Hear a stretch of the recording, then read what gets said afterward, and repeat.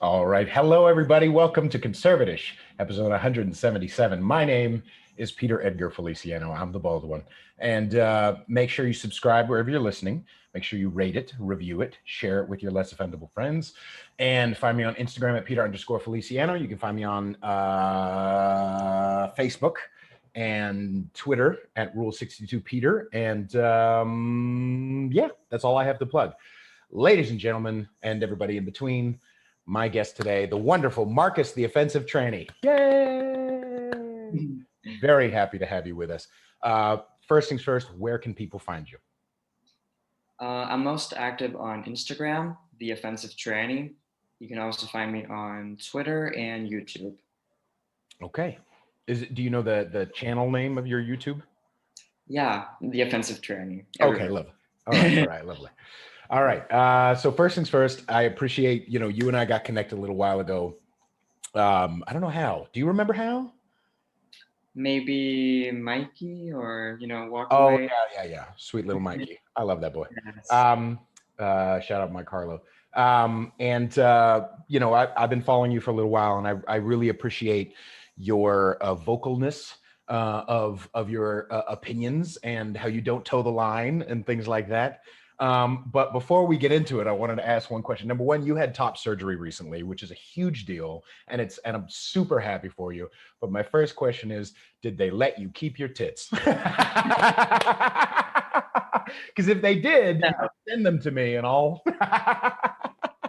I mean, no, they did not. It's in the Oh. trash, unfortunately. A lot of Okay. trans women, they also asked if they could have them, but no. Oh, well, yeah. It would be hard to like put those on a different, you know what I mean? Like mine Not, wouldn't involve not that putting it. cool. Anyway, I'm not gonna. I'm like, I can get away with some things, but with some people I don't know. You and I don't. I think this is our first real conversation, so I like Yeah. tiptoe. No, What I want to know. as a trans person, you hear almost every question ever. So I've answered almost every question I get. Right, Yeah. and you've done Pretty open. lots of stuff on your YouTube and on your Instagram, especially around the top surgery and around those questions. Does it get annoying getting asked questions over and over about it? No, I don't think so. Okay. Yeah, I'm pretty open to educate people on this transition because who else should answer? I don't want Right. a radical leftist who's a trans person to answer those questions. So I would rather do it. Yeah. That's good because a lot of people who are on the far left or on the left in general right now is far left, but a lot of those people get like they're there's almost a there's almost a hero status to how tired they are of answering questions. You know what I mean? Little Ragamuffin was on my show a couple episodes ago, and she was talking about how this black girl was like, "Oh, I'm tired of. I'm just tired. White people, go get your girl." It's like, ugh. So that's interesting to hear that you're not really annoyed by those Yeah, questions. I want to come off as a rational trans person, and I don't want to get offended, easily offended. So that's why I'm pretty much answering anything. Okay, awesome. Um, so, how big are you going for? Are you going to go for 8 with girth, or are you going to go for? I'm not going for anything. So All right. yeah. Okay, not to obviously the joke aside, are you going to have bottom surgery, or is it something you're not I, interested in, or? I don't know if it is bottom surgery, but I want to get a hysterectomy. So Okay. and then I'm done actually. So Okay. yeah, that's That's my story. Yeah. yeah, absolutely, of course. So first or second thing, second, when did you know that you didn't feel like you were in the right body? Um, I've always had like a big lack of inner peace, and I never in a million years thought it has something to do with gender because you can't switch genders. Like as a kid, that sounds weird. Um, so when I was back from boarding school, this hippie boarding school where you can do anything and you can express however you wanted, I started to feel like really uncomfortable. So I was around 15, 16. Okay. And it just became worse and worse being a girl, Okay. basically. In what ways did it become worse and worse? I don't know. It was really hard to put words into it because it's not something that you would ever think you would question. So yeah, I just became naturally a little bit more masculine, and I felt more and more dysphoria at the Okay. same time. Yeah. So it was like the clothes, it was the way you uh, were approached maybe as a, or seen as a person who, you know, as a woman and things like that. Um, so you felt that around 15, 16. Did you start right away, or like feeling like this might be, how soon did it click into view that this might be an option? I think a year I was in doubt, and I actually identified as genderqueer, but that was back then. I don't believe in that shit. um, Well, no, let's, all right, finish your thought, finish your thought. yeah. So I was like doubting myself for quite a while, but then I was like, okay, this transgender label, it sounds right, so I'm just gonna go with it, and I've never looked back since. So it was the right move. How soon into realizing that you feel like it was the right move did things, or maybe they didn't, but did things ever get muddled down between, like with all the leftist stuff and all the gender queer stuff and all the whatever? Did it start to get um, confused for you personally, besides just being angry at it or annoyed at these different, you know, 30,000 genders or whatever? Was there a point for you where you were like, maybe I am this and maybe I am, like you said, you identified as gender queer. So was there a frustration? Was there a, was it automatic that you were like, oh, I don't relate to this, or I don't relate to my side of my political side of things that I'm supposed to? When did that start coming into play? Well, it's funny because in the beginning, I did believe all this stuff, and I never questioned that it was political in the beginning, because how can being transgender be political? But I was sucked into the trans community, like online, of course, from the beginning, and then I didn't notice it was radical. So in the beginning, I did actually believe in all the crazy stuff you hear, and then I noticed that, okay, this is not for me, because I've always been conservative, Hmm. and yeah, so I was like, okay, this does not make sense, me being conservative and they are all on the far left. Just, yeah, I don't, yeah. Yeah. So, are you in Denmark? Are you in? I forgot which country you're in. Okay, Denmark. Yes, Denmark. Um, and that's like 2 miles wide, right? That's just super small. but but Five and a half million people live here. huh? 5.5 million people live here. So, All right. That's like the Upper West Side of Manhattan. So what is conservative in Denmark, or what is your experience growing up conservative? What did that look like? um, being anti-political correctness. Um, so of course you can say like the economy, and but the most important thing is being anti-political correctness, and then we have issues with Muslims here, Muslim migrants. We well in Europe, in general, it's very different from the U.S. So being critical of that makes you also automatically right wing here. Right. So you started realizing this, you know, I don't feel exactly right in my body.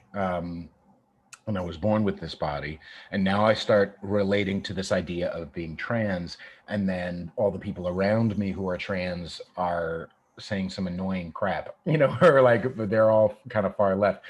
So has it, over the course of your journey, has it been hard to differentiate between, okay, I'm willing to follow along the line until here, or has it been pretty clear cut for you right away?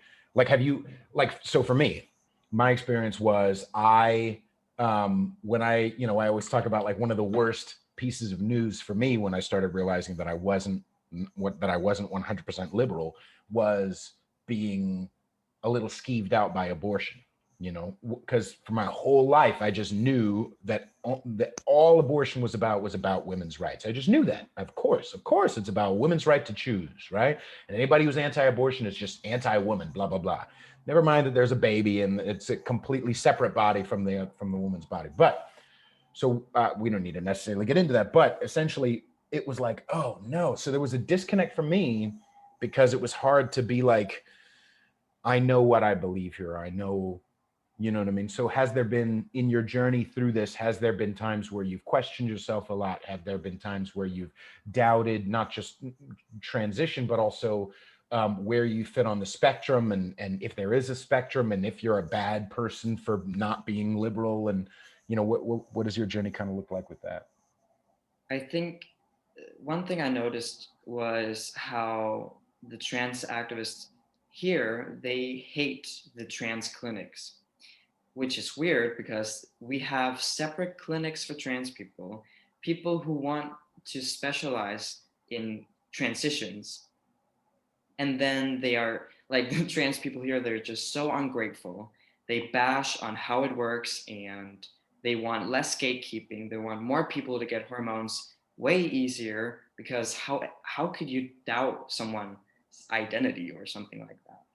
So in the beginning, I was really drawn into it. I thought they were right. I thought this clinic was like really bad. But then when they keep, because they actually did do like their activism actually changed stuff. And I was like, okay, this is good. This is really good. They're actually doing something.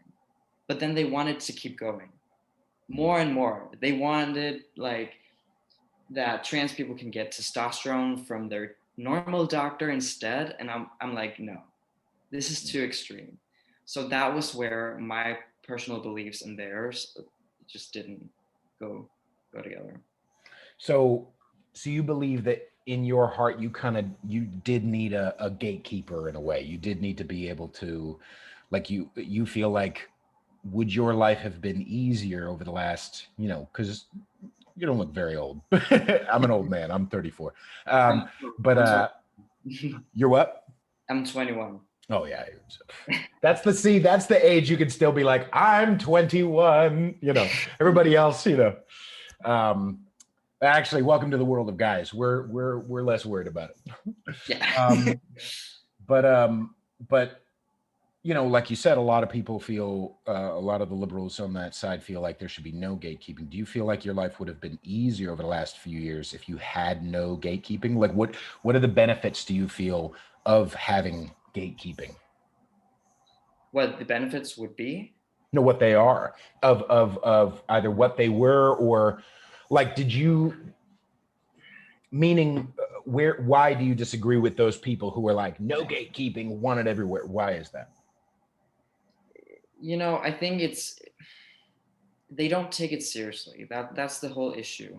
If a trans clinic doesn't have gatekeeping, then they don't take trans people serious. Like that's kind of the truth there, because if we just let everyone get hormones, then it's not serious. I don't know how else to explain it, but if I was 16 again and wanted to seek this clinic for hormones and surgeries, and I can just do it with no problem, knowing that, I would not doubt myself. I would not like, okay, am I sure this is the right thing to do? And then I would not think about the consequences of taking hormones for the rest of my life and getting surgery, which is not something you can change. Right. Yeah. Surgery is not people die during surgery. It's a really, you're literally cutting off a piece of your body. It's a real thing. And in order to make sure, I think it's sustainable, that it's a healthy decision, you need time.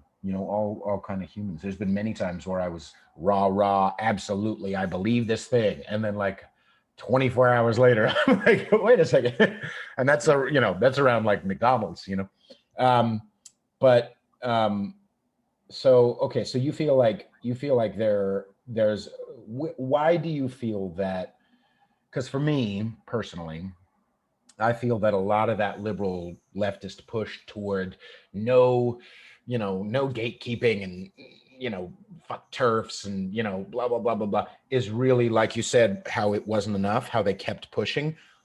That's kind of the thing, is when the way I look at it is, when you're living from a place of emotionality instead of logic, which we need both sides, but when one is a little cattywampus, when one's going crazy, that is an insatiable thirst. So even if you acquiesce and they give, okay, now we're going to make the age 16. Oh, what about the 15-year-olds who are killing this? Okay, now we'll make the age 14. Okay, what about the 13-year-olds who are, okay, now we'll make, there's an insatiable thirst because it's not coming from a place of logic. It's coming from a place of fear, from anger, from resentment, from desire for revenge, right? From Yeah. immaturity. That's my personal belief. What do you think is underneath it? Do you feel like that rings a bell with your experience with trans activists on the left?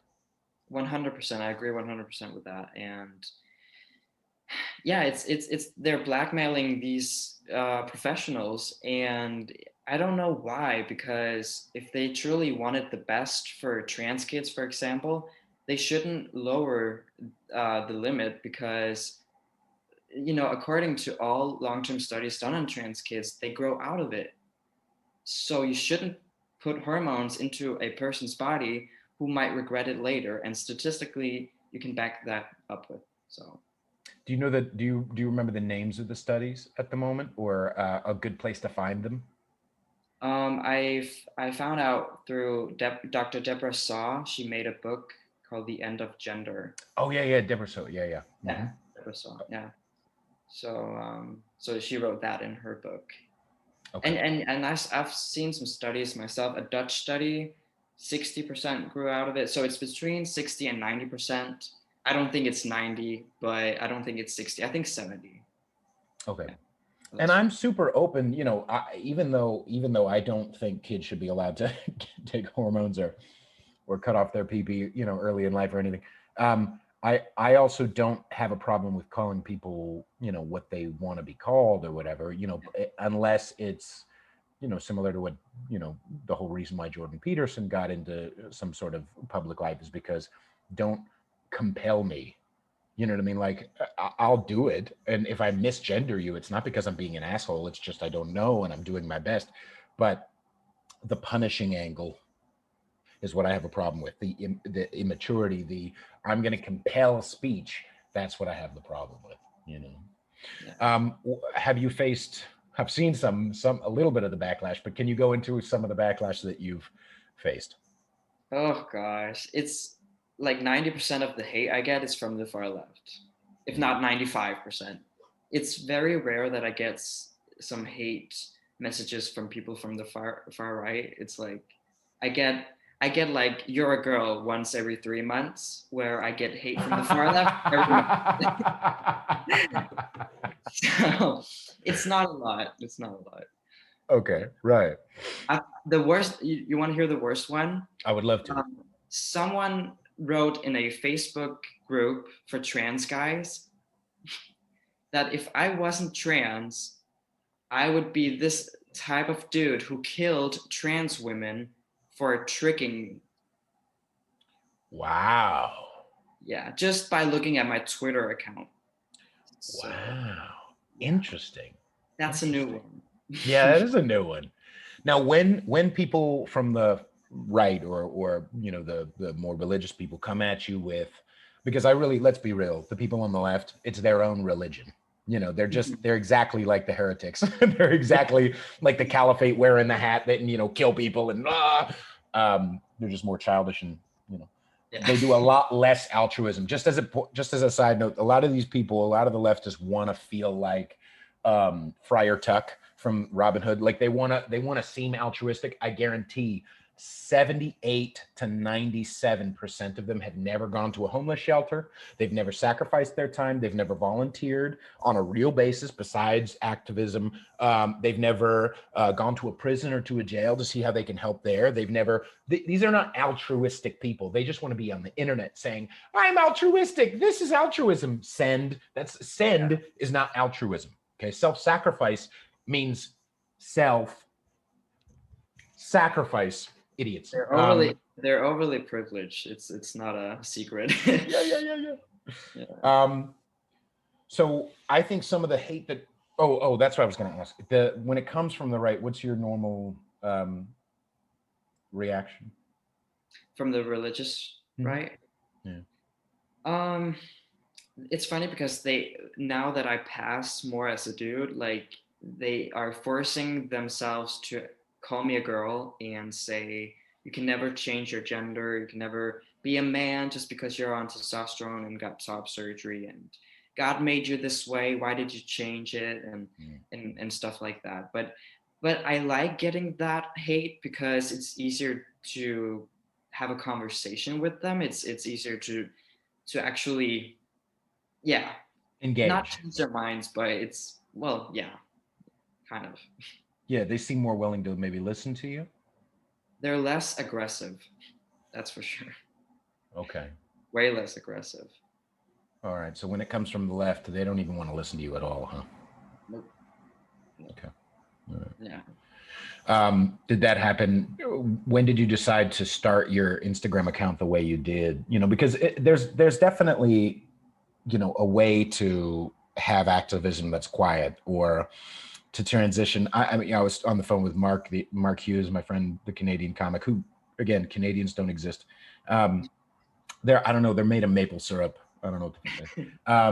But and we were having a conversation the other day about how um, damn it, I was going to say something. Oh, no. Well, we were talking about, no, it completely lost. I have no idea what happened. God damn it. My first mistake ever, ladies and gentlemen. Congratulations. It's been 34 years since I've made any mistakes. I feel I'll just transition to a new part of it. What were we talking about? No, we were talking about, I started. yeah, when you started. It's a lot easier. Oh, that's what we were talking about. Thank you. Sorry. We were talking about how it's a lot easier to not do what we're doing. You know what I mean? It's a lot easier to not make an Instagram account called The Offensive Tranny. It's a lot easier to not make a show called Conservatish. It's a lot easier to not say offensive jokes like that Canadian person. It's a lot easier. The idea that these people think that you're grifting. You know what I mean? I'm sure you've heard that too. Like, you're just trying to get attention from these from you know, hateful people, or from bigots or whatever. It's a lot easier to not do this. So what was your journey into, you know what, fuck this, I'm going to do whatever I want. I'm going to start an Instagram account called The Offensive Tranny. What was that like?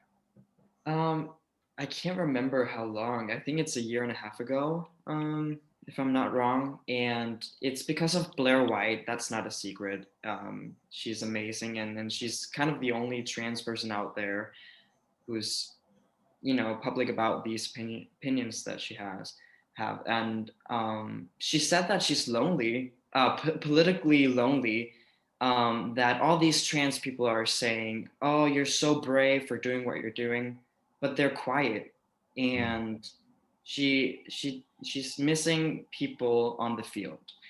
And I was like, okay, I can do that. Why not? So then I started my Instagram account to do activism with her and with other people. Right. Yeah. And was it, how soon into it? Like, did you know, like, okay, I'm gonna start this thing, and I'm gonna get a battle axe, and I'm gonna get breastplate armor, and I'm gonna get a helmet? Like, what was the process of, like, because for me, when I realized I was starting this, I like had to dunk my head in a bunch of research. I had to listen to hours of videos and like really like see, you know, I even called a friend to see if I could say, you know, the N word. I'm not going to say it with you just because we don't know each other very well.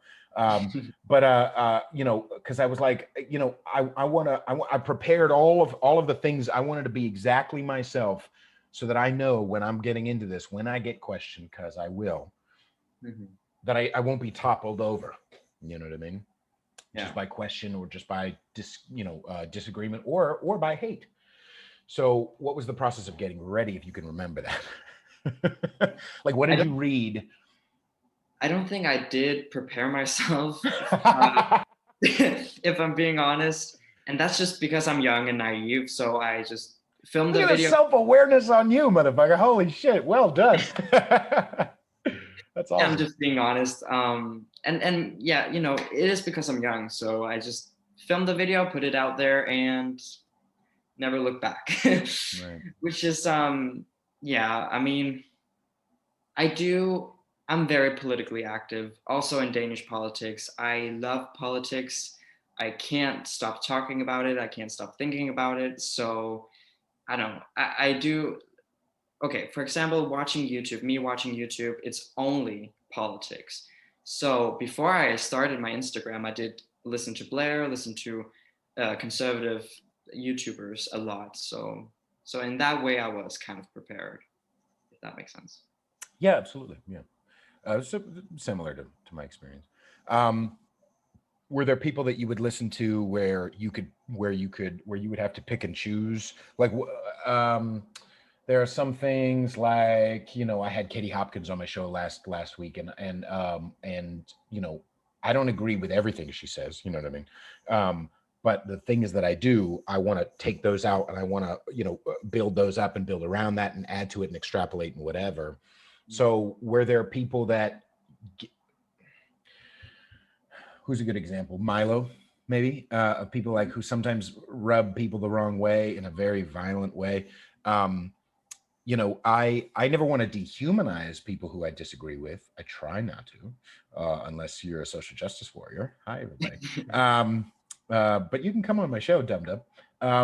But there's been times where I've had to kind of compartmentalize. Have there been times like that? Who can you think, if there's somebody who I agree with like 90%, but then there's that one chunk that's like really serious? Candace Owens. Okay. She's not my cup of tea, which is unfortunate because she's so smart Mm. about, you know, certain topics, but she's very transphobic, and I just can't listen to that. So, but I think it's nice with the great thing about politics that you see all these great people, Mm. but you with each and everyone, you're like, I don't agree with this, I don't agree with that. But then you can be your own person, and then you can be your own content creator making content, and I think that's great. I think that's really great. I think it's a lot more brave to do it that way. There's a lot of people who, I had to tell a friend off. I don't know why. I mean, maybe this isn't your experience at 21, but for me, like Facebook friends out there, just because we were friends 15 years ago and we know each other through this thing doesn't mean we have to stay friends forever. If you don't comment on anything I post about, funny jokes or sandals in public or making fun of my baldness or music or whatever, and you're not a part of the game unless every 5 months when I share something super political and you come on, I don't think, then start your own show. Okay. If you're so brave that you want to be public about your opinions, start your own show. Don't come on and just look for reasons to. I'm not saying you can engage with a conversation. There's been many people who I disagree with, who disagree with me, who engage in a mature way, and I'm happy to either talk on comment section or take it offline and have a phone call, whatever. Um, you know, but kind of, I can sense when somebody's just being anti. Like they just want to, virtue signal. Have you had friends or family who have, either through the trans side or through the coming out as non-liberal side, have you had people leave you? Or I just started an LGBT conservative community, or Facebook group at least, nice. in Denmark. With I have some gay friends who are very there. I have a gay friend who's a politician on the right, and I did actually post on my Facebook page about it. And then my old friend from, oh, what does that translate to? From school, let's just say that. She's on the far left, and she felt the need to criticize what we did. And we explained in a very long post that we're against the radical left, radical LGBT activists, and we want to create an LGBT community that embraced also conservatives Mm, or people who are not on the far left. mm, And why did she comment? Because she is the far left. So she felt like she had to criticize us, but she didn't have an argument. Like, at least at least you can have an argument. At least you can have something a little valid, but it was bullshit. right. And I think it's because she needed to say something because she felt attacked in a personal way. But I didn't criticize her personally, so that was so childish. Right. But other than that, no, Okay. not really. So you mentioned at the top that the idea of dysphoria. What does that dysphoria mean to you? Oh, dysphoria is this. It controls everything, and you can't really argue with it. You just have to do whatever alleviates dysphoria, which is me changing my life, Mm, basically. mm, And many people, they ask me like, when did you feel like a boy? But a girl can't feel like a boy. It's more about not feeling like a girl. So here's me, age 15, 16, and the only thing I know is I don't feel like a girl because I know what it's like to be a girl, and I don't feel comfortable with that. And the way I feel more comfortable with myself as a human is to be a boy, basically. So mm. that's kind of the journey. Okay. Okay. Yeah. How soon into the process did you start taking hormones? I waited a while because, yeah, life is hard. Mm, I started hormones a year and a half ago. So I waited a couple of years actually. okay. Yeah. Was the comfort right away? How long did it take for you to start feeling more comfortable, either with the pills or with the chemicals, or also with the because you were talking about how it's more about the discomfort of being a girl, how you don't feel like you're a girl. So when did you start feeling like, oh, I feel all right? Oh, that's a good question because I was really impatient with the changes. Mm, It's a very slow process when you are not feeling great mentally and you just want to see the end goal. But if you relax a little bit, you will get there eventually. So I think around 9 months on testosterone, I felt like my voice dropped and I could pass more. So that was amazing. wow. Yeah. Okay, that must have been a strange feeling. That must have been because I think I remember my voice dropping. I don't know. Um, yeah, it's a weird. Okay, yeah, all right. Um, and okay, so is there or was there any shame around the label of dysphoria? Because sometimes the leftists they claim that that's a shameful to call it a medical a medical diagnosis. The trans clinic, they don't mention that at all. They don't They don't treat it. mention the word.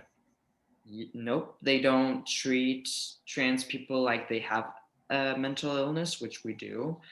Otherwise, it's a choice that we make. What we're doing is uncontrollable, so that's the mental. Yeah, so you don't hear the word or the term gender dysphoria in the clinics, and it pisses me off, honestly, because then they're treating us like what we're doing is just feelings. Like, Right. oh, are you feeling okay? It's more than that. So yeah. It's almost like they're cheapening your experience. They're saying, well, anybody can, anybody can this, anybody can that. And I actually think maybe it's not intentional that they do that, but I also noticed that because a lot of the trans community or trans activists on the left have kind of shoehorned their way into the LGB, side of things, it's kind of cheapened the experience of lesbians and gays.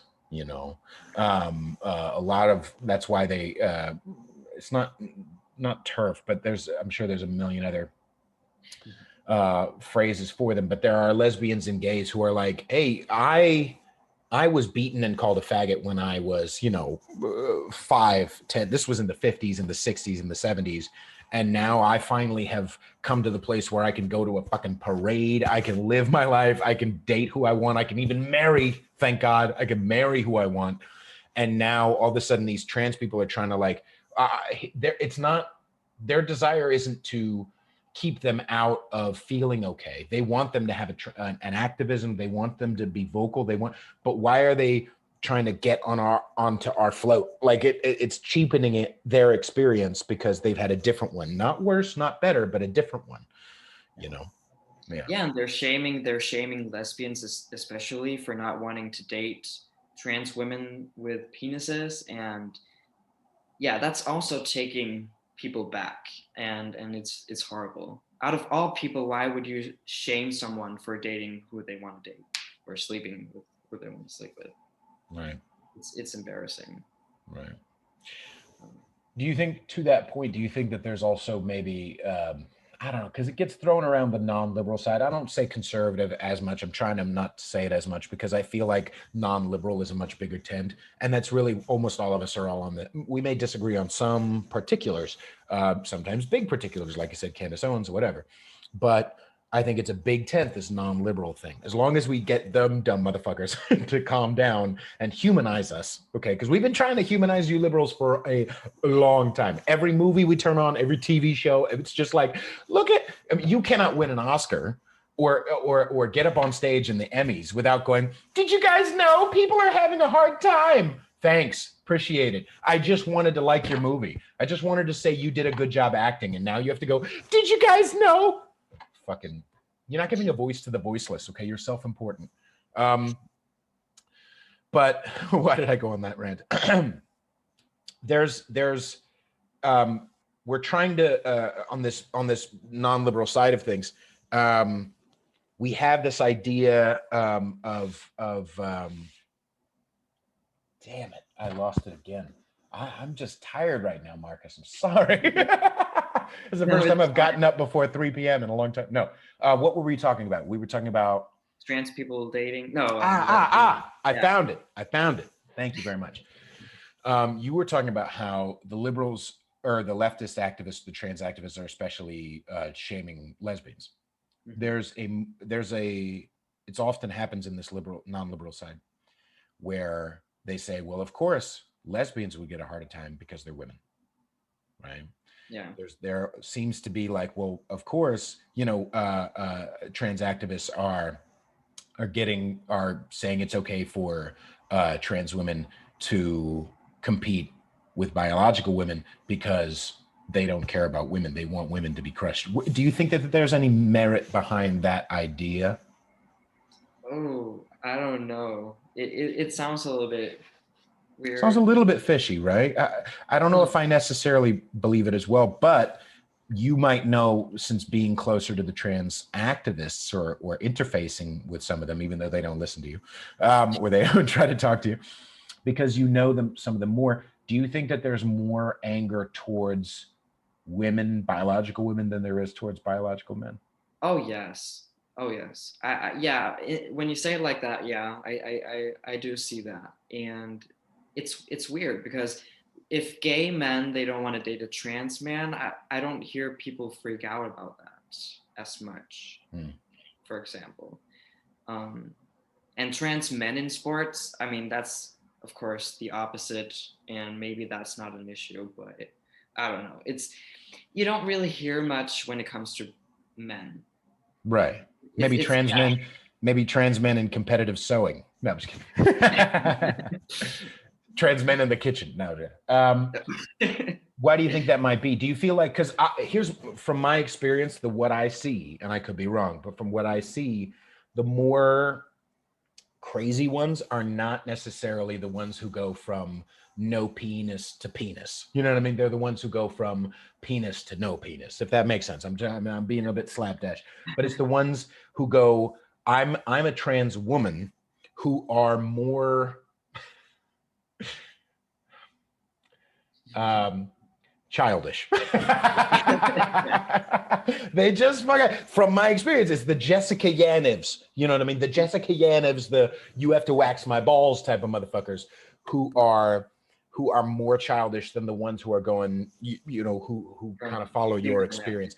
Why do you think that might be? Do you think that that's a valid assessment on my part? I could be wrong. No, I think I've noticed the same, but I don't really think about something like there's something deeper into it, actually. But I do recognize what you're saying. Okay. I don't know. Okay. Yeah. Okay.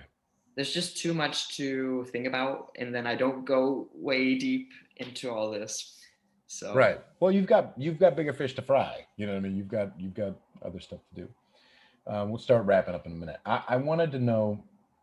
You said at the beginning, you did. What was your experience getting top surgery? How soon did it come onto the horizon, and what you wanted to do? Was it pretty quickly? Yes. And I could get it quicker, but I think because there are other people who, yeah, but I think I asked my doctor who's assigned the trans clinic in June, and she said, okay, we're going to talk about you and I'm going to let you know. And then I think, yeah, the next month, yes, the next month she told me that I was getting it November 26th. So Mm, that's not a long time waiting actually. no, it's pretty quick. And the same thing with hormones. It took me 6 months in total, and I only talked to them like 3 times. Okay. Do you think that's a good thing? Do you feel like that's not a good thing? To me, or for me, that was a good thing because I am trans, and this is making me feel better. But it does worry me um, that if people are not really trans, they're getting hormones. I am in like trans groups on Facebook, and I what was I saw the other day like some non-binary person asked, "Can you have do you guys have any experience on going off and on hormones?" And I'm like, that's not what you're supposed to do. And I think I'm just gonna say it. I think she wants something like non-binary is in between genders, and I Mm. think she wants that with her body. Do you Mm-hmm. know what I mean? So that's Mm-hmm. why she's going on and off of hormones. Then you're not trans. Then you're not a trans guy. And so that does worry me, the lack of gatekeeping and questioning people. It really Right. does. Right. That's I mean, I had a comedian Morgan on my show, and she always joked she used to have a 10-inch cock, and then she she had a very expensive surgery, god bless her heart. She's a comedian from San Francisco. I love her to death. And she I mean, she's stable, she's healthy, she's funny, she's active, she's whatever. um and the ones personally that I know, the trans people who I know, are not non-binary, the ones who are stable emotionally. You know what I mean? They're not, because that's what I feel. I could be wrong, but in my belly, it just tells me that the people who are like, I'm not one way or another, I'm a wolf, call me Zer, are just desperate for a validation, desperate for attention, desperate for security, and they think they'll get security if they get attention. They think they'll get security if they're a victim. They think they'll get security if they get other people, look at me, look at me, look at me, look at me, look at me. But the majority of trans people are either, no, I'm actually a girl, or no, I'm actually a guy, or and they don't want to be out there. They don't want to be known. Yes. They don't want the attention. They just want to be like, I feel like I should have been born a different way, and now I want to live that way and be more truthful to myself and be more truthful in the world. And I don't need the attention. I don't need to get online and punish people for saying the wrong word. You know what I mean? So I feel like it's more from a place of attention seeking, immaturity, shittiness.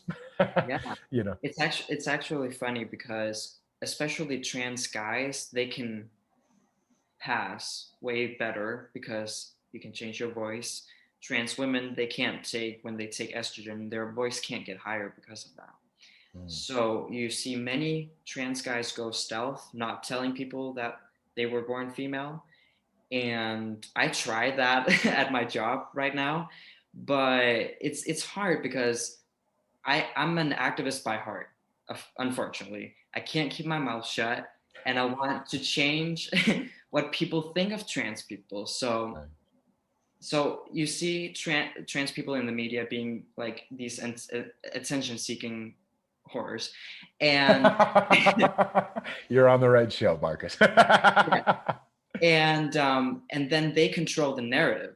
So I want to compete with them with me also being attention seeking. Mhm. Just, Mhm. I mean, you can say that. So I need to be vocal. I need to say, hey, I'm rational. I'm this. I'm human, and that's kind of why I'm having a hard time not saying that I'm trans to people because I want to change the narrative, basically.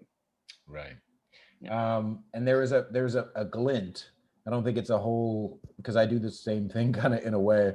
Like I said, it would be much easier to not be public about these things and just quietly work somewhere at HR and never do music again, whatever. But I look at also, by the way, I see the people who are in my type of position or who have my beliefs, Mm. and I don't want their life either. I got to tell you, I don't want to be one of the people who has to go to, I don't want to be one of the people working at an accountant office or at a business office and having to go to race training. You know what I mean? I don't want to have to be quiet when they're making me go through another round of sensitivity training about how black people are always, and white people are the devil and blah, blah, blah, blah, blah. I don't want to have to quietly sit there while they scold me for being exactly who the fuck I am, or 45% of me anyway. Because I'm only 45% white, guys. Uh, so I would much rather kind of, like you said, I would rather kind of be out there, not just for the attention and the desire to make a change in a good way, but also because I get to rant. I have a place to rant, and it's free. It's freeing. You know what I mean? Your show, or well, you don't have a show specifically yet. Are you going to? Yes. All right. But your YouTube channel and your Instagram are your cultivated, curated life. You get to be out there and be like, I'm feeling this thing. Oh, instead of just being like, it's by myself. I wish people would change. I could just go, there you go. Here's what Yeah. I think. And there's a Someone lot has more, to do it. huh? Someone has to do it. Someone has to do it. Yeah, and there's a lot more risk involved, but it's also more satisfying. Yes. You feel, as you said, you feel more free. So Right. yeah. And then lastly, so you said, or currently, and obviously things could change, and it sounds like there's not too much of a waiting list, which is good if you need that. But you said that you don't feel like getting bottom surgery. What's your reasoning behind it? I'm just curious. I want to know. Yeah. I don't really have bottom dysphoria, luckily. And yeah, so So I want it changes from you feel like there's a dysphoria up there, but not necessarily down. Okay, all right. yeah. And I don't know how to explain it, but like your genitals is very important. It's a functioning body part, while your, like my chest before top surgery, it wasn't. So it was easier for me to imagine not having it. But to imagine having something you were born with, you're using it every single day, Mhm. and it's very functioning. It's weird to change that, if that makes sense. Mm. um I don't know if it makes sense, but and then the other thing is phalloplasty is what the surgery is called. Mm. It is very graphic, and it's a very bad surgery. I'm just saying. Bad in what way? Bad as in Denmark, they're not letting people do it. So yeah. Yes. Even though They they're all trans, and I mean, Denmark is one of those countries that dumb American leftists point to and say, look, the white people are always doing well. So so in Denmark they don't allow phalloplasty. Yeah, they're trying to find a better surgery. It's something about, I can't remember in detail what it's about, but you take skin from here, and then you look like you only have a bone here, and then you make a wrap. Like a cotton candy machine, you know what I mean? It just Right. Yes. looks like a hot dog casing. It looks like a hot dog. It's not pretty. Aww. And then I can't remember what else. That's actually the only thing I remember. So But even if they did, you feel like it wouldn't be right for you anyway, right now. no, I feel fine. So Okay. yeah, Okay. it's Cool. it's a part of me. Like, I don't wish that I was a biological male, because that wouldn't be me as an individual. You know, Yeah. it's hard to. I don't. I can't relate to wishing that I was someone else. You know, so I feel great. I have a deep voice. I have no tits, and I feel great. Yay! What a tagline. I feel great. I have a deep voice. I have no tits. I feel great. That's awesome. Good for you. Should be on the shirt. Um, all right. Well, awesome. Thank you so much for coming on the show. Now, again, you're the Marcus, the offensive tranny. And do you have any upcoming videos you want to tease or anything like that? No, not yet. Okay. All right. Not yet. You have stuff you're working on, but you don't want to. Okay. But people can find you on Instagram and YouTube at The Offensive Tranny. Yes. Awesome. Awesome. Thank you so Well, much for coming on the show. thank you Ladies and for having gentlemen, wherever you're listening, make sure you subscribe, make sure you share this, make sure you rate it and review it. And find me on Instagram at Peter_Feliciano and on YouTube again at Rule62Peter or Rule62Pete. And I'll go ahead and stop the recording. Thank you so much again, Marcus. Here we go. You're welcome.